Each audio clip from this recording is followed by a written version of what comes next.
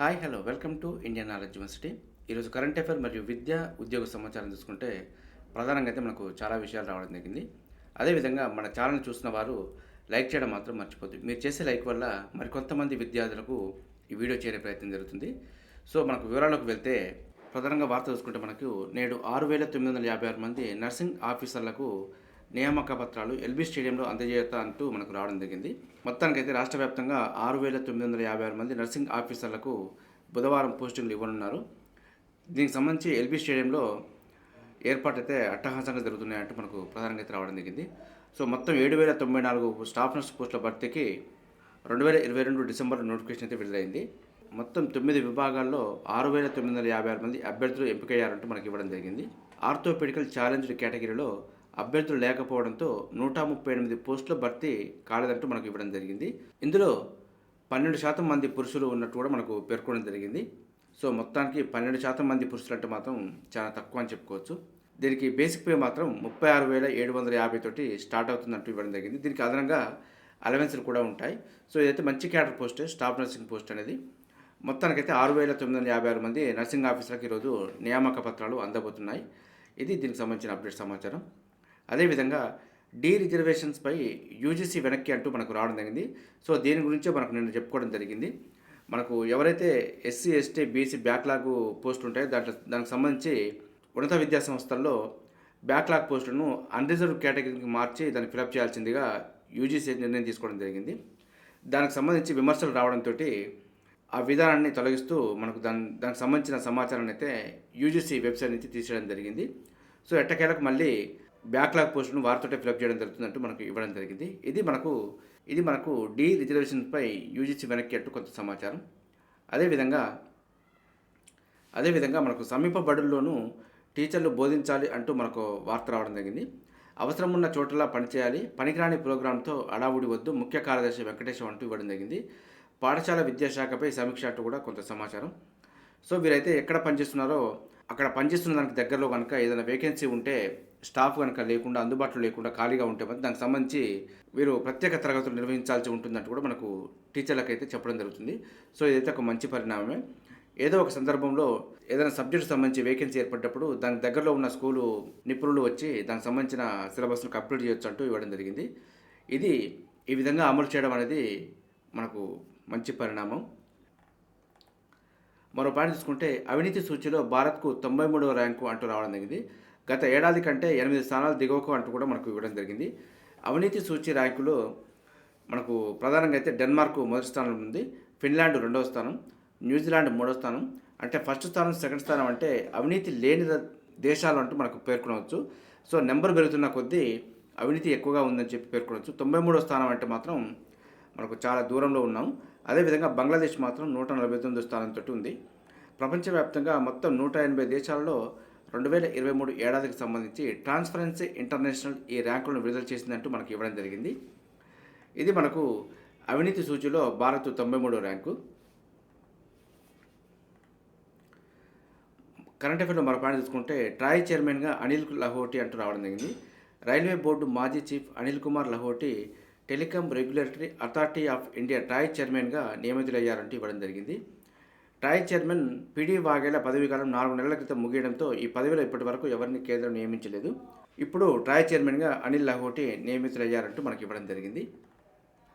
అదేవిధంగా practicals server సిద్ధం అంటూ కూడా మనకు ప్రధాన వార్త రావడం జరిగింది. రేపటి నుంచి ఇంటర్ ప్రాక్టికల్స్, దీనికి సంబంధించి కొంత సమాచారం అయితే రావడం జరిగింది. సో రేపటి నుంచి ఇంటర్ ప్రాక్టికల్స్ అయితే ప్రారంభం అవుతున్నాయి. విద్యార్థులు అయితే టెన్షన్ పడకుండా దీనికి పార్టిసిపేట్ చేసే విధంగా పేరెంట్స్ అయితే కొంచెం సహకరించాల్సి ఉంటుంది. సో మరో పాయింట్ చూసుకుంటే Ramagundam fertilizers and chemicals limited నుంచి రెగ్యులర్ ప్రతిపాదికన నాన్ ఎగ్జిక్యూటివ్ పోస్టుల భర్తీకి దరఖాస్తులు కోరుతుంది. మొత్తం పోస్టులు అయితే 39 ఉన్నాయి. ఆన్లైన్ దరఖాస్తుకు చివరి తేదీ ఫిబ్రవరి 22 వరకు ఉంది. సో పూర్తి సమాచారం కోసం అయితే rfcl.co.in అఫీషియల్ వెబ్సైట్ కూడా చెక్ చేసుకోవచ్చు. మరో నోటిఫికేషన్ చూసుకుంటే ఆర్ఆర్బీలో 5,696 అసిస్టెంట్ లోకో పైలట్ పోస్టులకు సంబంధించి నోటిఫికేషన్ అయితే రావడం జరిగింది. సో దీనికి సంబంధించిన పూర్తి సమాచారం అయితే మన ఛానల్లో అందుబాటులో ఉంది. సో ఎగ్జామ్ డేట్ కూడా వచ్చాయి కాబట్టి ఒకసారి చూసుకొని ఫాలోఅప్ చేసుకోండి. అదేవిధంగా ఐఐటిఎంకు పూర్వ విద్యార్థి 110 కోట్ల విరాళం అంటూ కూడా మనకు రావడం జరిగింది. Indian Institute of Technology Madras ఐఐటికి పూర్వ విద్యార్థి ఐగేట్ మాస్టెక్ డిజిటల్ సంస్థ సహ వ్యవస్థాపకుడు సునీల్ వాధ్వాని 110 కోట్లు భారీ విరాళం అందించారంటూ మనకు ఇవ్వడం జరిగింది.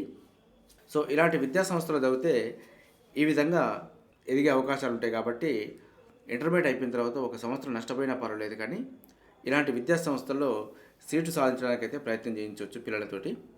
బీటెక్ అయిపోయిన తర్వాత 10 ఏళ్ళు ఖాళీగా ఉండే కంటే ఇంటర్మీడియట్ తర్వాత ఒక 2 సంవత్సరాలు కష్టపడైనా ఇలాంటి వాటిలో సాధించాలనేది మన ఛానల్ తరఫున కోరుకోవడం జరుగుతుంది. సో అదేవిధంగా మరో పాయింట్ తీసుకుంటే తెలంగాణకు 13 ఖేలో ఇండియా కేంద్రాలంటూ ఇవ్వడం జరిగింది. విశ్వ క్రీడల్లో పథకాలతో సత్తా చాటుతున్న భారత్ మరింత మెరుగైన ప్రతిభ కనబరిచేందుకు కేంద్ర ప్రభుత్వం దేశవ్యాప్తంగా ఖేలో ఇండియా కేంద్రాలను ఏర్పాటు చేస్తుందంటూ మనకు ఇవ్వడం జరిగింది. ఇందులో మనకు తెలంగాణకి 13 కేంద్రాలను మంజూరు చేస్తూ ఉత్తర్వులు జారీ చేసింది. అదేవిధంగా జిల్లాలో శిక్షకులు కేంద్రాల ఏర్పాటుకు జిల్లా క్రీడా ప్రాధికార సంస్థ మరియు రాష్ట్ర క్రీడా ప్రాధికార సంస్థకు పర్యవేక్షణ బాధ్యతలు అప్పగించిందంటూ మనకు ఇవ్వడం జరిగింది. ఇది మనకు ఖేలో ఇండియాకు సంబంధించి కొంత అప్డేట్ సమాచారం. దీనివల్ల ప్రయోజనాలు చూసుకుంటే ప్రతిభ ఉన్న క్రీడాకారులకు నిష్ణాతులైన క్రీడా శిక్షకులతో శిక్షణ, అదేవిధంగా సీనియర్ క్రీడాకారులు, అకాడమీ నిర్వాహకులు, అంతర్జాతీయ జాతీయ స్థాయి పోటీలో ప్రాతినిధ్యం వహించిన వారికి ఉపాధి అవకాశాలు ఉంటాయి. ఏటా ఒక్కో కేంద్రానికి 5 లక్షల కేటాయింపు, అదేవిధంగా ఉచిత క్రీడా పరికరాల పంపిణీ ఉంటుందంటూ మనకు ఇవ్వడం జరిగింది. ఇదైతే మనకు తెలంగాణకు 13 ఖేలో ఇండియా కేంద్రాల గురించి కొంత సమాచారం. అదేవిధంగా మరో పాయింట్ తీసుకుంటే 146 ఏళ్ల క్రికెట్ చరిత్రలో 7 భిన్నమైన క్యాలెండర్ ఇయర్స్లో 2000 అంతర్జాతీయ పరుగులు పూర్తి చేసుకున్న తొలి బ్యాటర్గా ఇటీవల ఎవరు రికార్డు సృష్టించారంటూ మనకు ఇవ్వడం జరిగింది. ఇదైతే మనకు విరాట్ కోహ్లీ. మరో పాయింట్ తీసుకుంటే ఐక్యరాజ్య సమితి నివేదిక ప్రకారం 2022 నాటికి ప్రపంచంలో కర్బన ఉద్గారాలను విడుదల చేయడంలో ఏ దేశం ప్రథమ స్థానంలో ఉంది? ఇదైతే చైనా. మరో పాయింట్ తీసుకుంటే 2023 డిసెంబర్లో భువనేశ్వర్లో జరిగిన జూనియర్ ఆర్టిస్టిక్ జిమ్నాస్టిక్స్ జాతీయ ఛాంపియన్షిప్లో విజేతగా నిలిచిన తెలంగాణ క్రీడాకారిణి ఎవరు? ఈమెయితే మనకు నిషికా అగర్వాల్. మరో పాయింట్ చూసుకుంటే ఢిల్లీ కంటోన్మెంట్లోని భారత సాయుధ దళాలకు చెందిన అతిపెద్ద రక్త మార్పిడి కేంద్రానికి కమాండింగ్ ఆఫీసర్ అయిన తొలి మహిళగా ఎవరు వార్తలు నిలిచారు? ఇది కల్నల్ సునీత బిఎస్. అదేవిధంగా మరో కొన్ని పాయింట్ చూసుకుంటే ఐఎస్ఎస్ఎఫ్ ప్రపంచ కప్ షూటింగ్లో భారత క్రీడాకారిణి సోనం మస్కర్కు రజత పథకం దక్కిందంటూ మనకి ఇవ్వడం జరిగింది. 2024 జనవరి 29న కైరోలో జరిగిన మహిళల 10 మీటర్ల ఎయిర్ రైఫిల్ విభాగంలో సోనం ద్వితీయ స్థానం సాధించింది. అనా జాన్సన్ స్వర్ణం, అదేవిధంగా అనేటా స్టాంక్విక్ కాంస్యం నెగ్గారంటూ మనకి ఇవ్వడం జరిగింది. ఈ టోర్నీలో ఇప్పటి వరకు భారత్ 2 స్వర్ణాలు 3 రజతాలు నెగ్గింది. అదేవిధంగా మరో పాయింట్ చూసుకుంటే కరడుగట్టిన నేరగాళ్లపై ప్రయోగించే పీడీ చట్టం పరిశీలనకు తెలంగాణ రాష్ట్ర ప్రభుత్వం సలహా మండలిని నియమిస్తూ 2024 జనవరి 29న ఉత్తర్వులు జారీ చేసింది.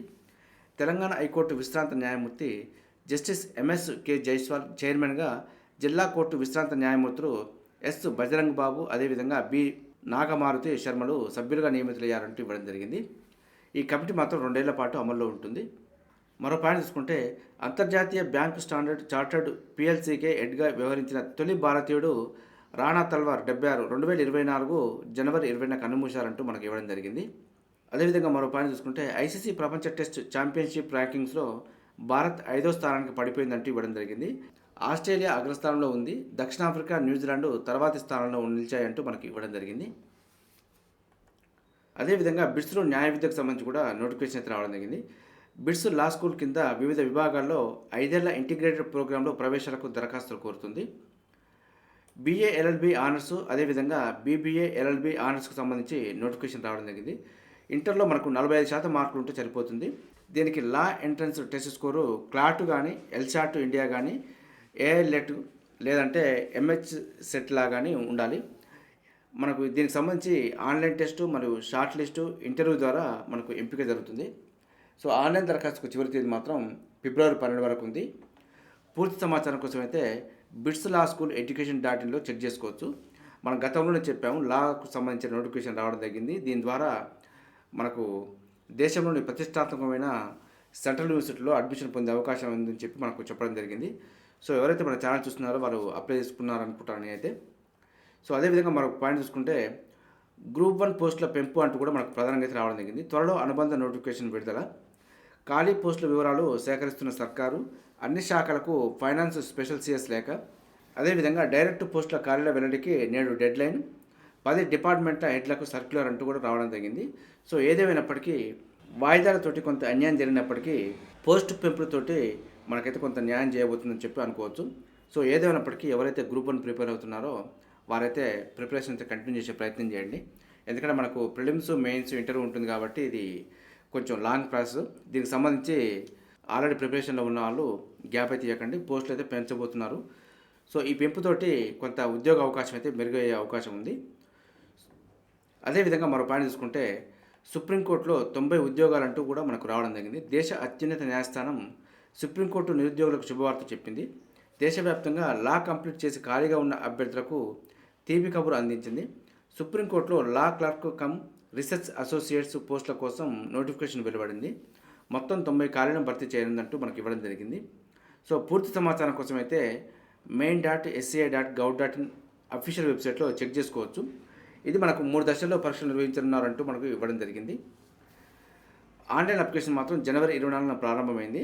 మనకు గడువు మాత్రం ఫిబ్రవరి 15తో ముగుస్తుంది. కాబట్టి ఎవరైతే లా కంప్లీట్ చేస్తున్నారో వాళ్ళైతే అప్లై చేసుకునే ప్రయత్నం చేయండి. ఇది ఈరోజు సంబంధించి కరెంట్ అఫైర్ మరియు విద్యా ఉద్యోగ సమాచారం. ఇదే విధంగా మన ఛానల్లో ప్రతిరోజు మార్నింగ్ అయితే రావడం జరుగుతుంది. వీటితో పాటు అడ్మిషన్ నోటిఫికేషన్స్ మరియు రిక్రూట్మెంట్ నోటిఫికేషన్ సంబంధించి కూడా ఎప్పటికప్పుడు అప్డేట్ సమాచారం అయితే మన ఛానల్లో అందుబాటులో ఉంటుంది. సో మన ఛానల్ చూస్తున్న వారైతే సబ్స్క్రైబ్ చేసుకొని ఫాలో అవుతూ ఉండండి. ఈ వీడియో నచ్చితే లైక్ చేయండి, షేర్ చేయండి, సబ్స్క్రైబ్ చేసుకోవడం మాత్రం మర్చిపోవద్దు. Have a nice day.